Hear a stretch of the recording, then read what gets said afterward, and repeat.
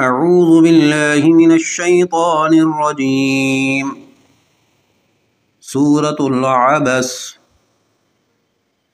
بسم اللہ الرحمن الرحیم او یذکر فتنفعہ الذکریٰ، یا نصیحت سنتا اور اسے نصیحت فائدہ پہنچاتی۔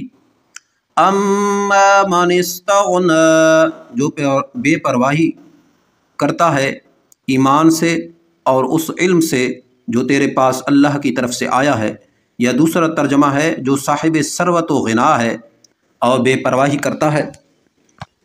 فَأَنْتَ لَهُ تَصَدَّىٰ، اور اس کی طرف تو پوری توجہ کرتا ہے۔ اس میں آپ صلی اللہ علیہ وسلم کو مزید توجہ دلائی گئی کہ مخلصین کو چھوڑ کر معرضین کی طرف